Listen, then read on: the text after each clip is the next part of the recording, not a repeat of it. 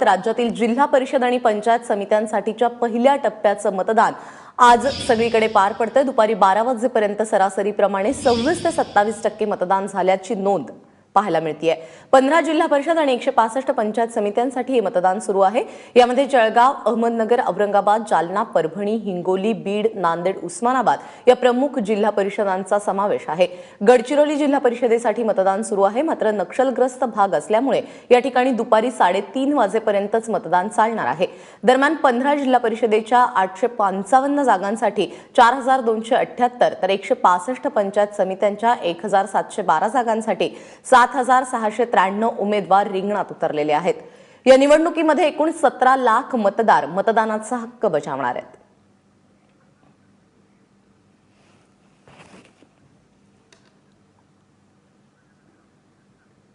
वेगवेगळ्या भागांमध्ये मतदानाची काय स्थिती आहे आज महाराष्ट्रामध्ये हे जाणून घेण्यासाठी आमचे प्रतिनिधी आता आपल्याबरोबर आहेत। तर लातूरवरून आमचे प्रतिनिधी राहुल कुलकर्णी आहेत, तर यवतमाळवरून रजत वशिष्ठ आणि थोड्याच वेळात जालन्यावरून कृष्णा केंडे देखील आपल्याबरोबर असणार आहे।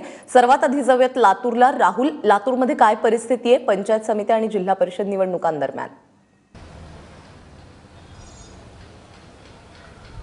प्राजक्ता, कसं आहे की ही जी निवडणूक आहे ती फार त्वेषाने आणि चुरशीनं लढली जाते, कारण चौरंगी लढत आहे। पहिल्यांदा असं झालं की सगळे मित्रपक्ष, जसं विधानसभेला चित्र होतं अगदी तशाच पद्धतीनं वेगवेगळे उमेदवार घेऊन लढत आहेत आणि केडर बेस असलेले, म्हणजे ज्या पक्षांचा केडर आहे असे राष्ट्रवादी आणि काँग्रेस यांना जोडून इतर पक्षातून आलेले इनकमिंग जे शिवसेना आणि भाजपमध्ये सुद्धा झाले, त्यामुळे ही निवडणूक खूप चुरशीची, त्वेषाची झालेली आहे। त्यामुळे मला असं वाटतं की जेव्हा प्रत्यक्ष मतदानाची आकडेवारी संपेल तेव्हा सरप्रायझिंगली आपल्याला असं लक्षात येईल की यावेळेला मतदानाचा टक्का खूप वाढलेला आहे। कारण मूलतः विधानसभा निवडणूक आणि जिल्हा परिषदेच्या निवडणुकीमध्ये एक जो बेसिक फरक असतो तो विधानसभेच्या निवडणुकीसाठी एकच उमेदवार असतो, जिल्हा परिषदेसाठी मात्र एक गट आणि 2 गट असे 3-3 उमेदवार असतात। तेच पाहायला मिळते। आज सकाळपासून मतदानाची टक्केवारी वाढवण्यासाठी हे तीनही उमेदवार खूप प्रयत्न करतायत। मग खाजगी रिक्षातनं आपले आपले मतदार आणले जात आहेत। मतदान केंद्राच्या बाहेर मी खूप ठिकाणी रांगा पाहिल्या रिक्षांच्या, की जिथून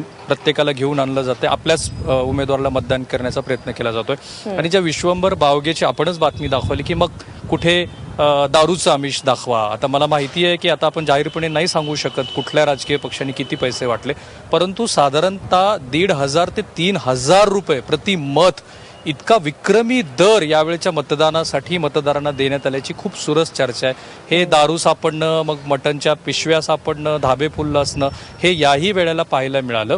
आणि मग इंटरेस्टिंग काही गोष्टी, जशा तू म्हणाले की परभणीमध्ये ते नवरदेव होते की ज्यांनी उत्साहाने मतदान केलेलं आहे। त्याचं कारण आहे की मराठवाड्यामध्ये जर आपण बघितलं तर मराठवाड्याच्या मर्यादेमध्ये भाजपच्या दिग्गज नेत्यांची इथे प्रतिष्ठा पणाला लागलेली आहे। म्हणजे जालन्यामध्ये रावते असतील, लोणीकर असतील, खोतकर असतील, तिकडे काँग्रेसचे प्रदेशाध्यक्ष आहेत नांदेडमध्ये, त्यांची प्रतिष्ठा इथे लातूरमध्ये मी जिथे उभा आहे तिथे काँग्रेसचा हा गड राहिलेला आहे। तिथे काँग्रेसचा हा गड मुख्यमंत्र्याचे खास असलेले निलंगेकर, संभाजी पाटील निलंगेकर हे खालसा करतात का, तो इथे आता खूप चुरशीच्या अशा लढती आहेत। त्यामुळं मी जे म्हणतोय त्या पद्धतीप्रमाणे यावेळेला पहिल्यांदा आपल्याला असं लक्षात येईल की विधानसभा निवडणुकीला जी ॲव्हरेज 60-70% मतदानाची आकडेवारी असते ती जास्त होईल।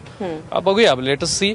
परंतु खूप त्वेषाने ही निवडणूक पहिल्यांदा लढली जाते आणि भाषा तर काय ते अवघ्या महाराष्ट्राने पाहिले प्रचार सगळ्यांनीच प्रतिष्ठेची केलेली आहे जिल्हा परिषद निवडणुका। यवतमाळला जाऊयात। यवतमाळवरून रजत वशिष्ठ आपल्याबरोबर आहे। रजत, शेवटचे 2 तास राहिलेले आहेत आता मतदानासाठीचे, काय चित्र पाहायला मिळत आहे यवतमाळमध्ये?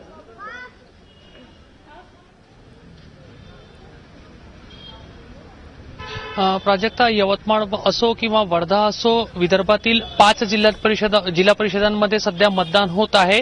गडचिरोली जिल्ह्यामध्ये 3:30 वाजता मतदानाची जी प्रक्रिया आहे ती संपणार आहे, त्यामुळे गडचिरोली जिल्ह्यामध्ये अंतिम काही मिनिट राहिलेले आहेत। मात्र जसं तू सांगितलं, इतर जिल्ह्यांमध्ये अंतिम 2 तासांचं मतदान अजून शिल्लक आहे आणि सर्वच ठिकाणी आता अंतिम 2 तासांमध्ये मोठ्या रांगा जे आहेत ते आपल्याला पाहायला मिळतंय। मात्र सकाळपासून जो चित्र मी विदर्भामध्ये पाहतोय त्याकडे पाहता अनेक ठिकाणी मतदार यादीमध्ये आपलं नाव नाही आहे अशी समस्या जी आहे ती मतदारांना भेडसावलेली आहे। अनेक ठिकाणी मतदारांना एक बूथवरून दुसऱ्या बूथवर फिरावं लागलेलं आहे, नाहीतर अनेक मतदार जे आहेत ते आपला अधिकार न बजावताच घरी परतण्यासाठी मजबूर झालेले आहे। दुसऱ्या बाजूला काही घटना अशाही झालेल्या आहेत ज्याच्यामध्ये राजकीय कार्यकर्त्यांमध्ये मारामारी घडलेल्या आहेत। यवतमाळ जिल्ह्यातील दिग्रसमध्ये भाजप आणि सेनेचे जे कार्यकर्ते ते आपापसात भिडलेले आहे आणि सध्या प्रसंग जो आहे तो पोलीस ठाण्यापर्यंत पोहोचलेला आहे। मात्र या तुरळक घट न सोडता गडचिरोलीसह विदर्भामध्ये जो मतदान आहे तो शांततेने आता घडीला सर्वच जिल्हा परिषदांमध्ये साधारणपणे 40% जवळपास मतदान झाल्याची माहिती जी आहे ती मिळतीये. अंतिम माहिती जी आहे ती संध्याकाळी 5:30 वाजता नंतर मिळणार आहे. मात्र नक्कीच मतदानाची टक्केवारी यंदा समाधानकारक राहण्याची शक्यता आहे. प्राजक्त, जालन्याला जाऊयात. कृष्णा केंडे आपल्याबरोबर आहे. कृष्णा, भाजपच्या प्रदेशाध्यक्षांची प्रतिष्ठा पणाला लागलेली आहे जालन्यामध्ये. ही निवडणूक सगळ्यांनीच प्रतिष्ठेची केलेली असली तरी जालन्यात काय चित्र आहे?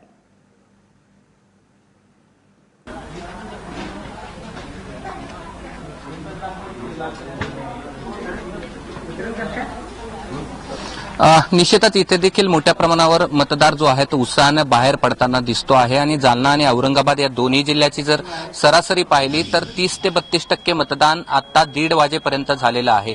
आता थोडासा ऊन वाढता आहे आणि दुपारची वेळ साधारणपणे गावामध्ये लोक बाहेर पडत नाहीत, त्यामुळे थोडासा मतदान केंद्रावरील रांगा सध्या थोड्या कमी पाहायला मिळतात. मात्र उत्साह मोठ्या प्रमाणावरती आहे.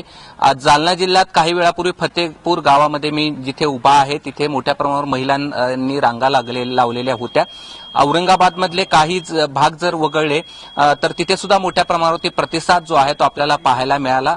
जालन्यामध्ये खास करून रावसाहेब दानवे यांची एक मुलगी उभा आहे. मी जिथं उभा आहे त्याच मतदारसंघामधून बबनराव लोणीकर त्यांचा एक मुलगा उभा आहे आणि त्याचबरोबर या सगळ्या नेत्यांनी आपली प्रतिष्ठा पणाला लावलेली पाहायला मिळते आणि प्रत्येक उमेदवार जो आहे तो एक एक मतदार बूथपर्यंत कसा घेऊन येता येईल आणि शेवटच्या क्षणापर्यंत त्याला आपल्याला मत करा हे पटवून कसं देता येईल याच्यामध्ये आपल्याला पाहायला मिळतोय. त्यांचे कार्यकर्ते देखील ज्यांना चालता येत नाही त्यांना खांद्यावर घेऊन येताना आपल्याला पाहायला मिळतात आणि जालना जिल्ह्यामध्ये मोठ्या उत्साहात मतदान सुरू आहे. कुठलाही अनुचित प्रकार जालना जिल्ह्यामध्ये पाहायला मिळाला नाही.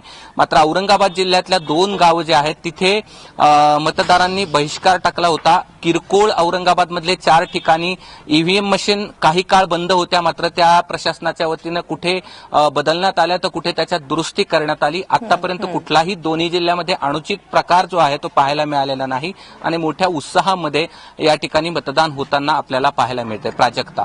कृष्णा, तुर्तास धन्यवाद या सगळ्या माहितीबद्दल. त्याचबरोबर राहुल कुलकर्णी आणि रजत वशिष्ठ आपले प्रतिनिधी आत्ता आपल्याबरोबर होते. तुम्हा दोघांचेही धन्यवाद. संध्याकाळी 5:30 वाजता मतदान संपल्यानंतर खरी आकडेवारी समोर येईल आणि तेव्हा कळेल की या मिनी विधानसभेसाठी लोकांनी किती उत्साहाने मतदान केलेलं आहे.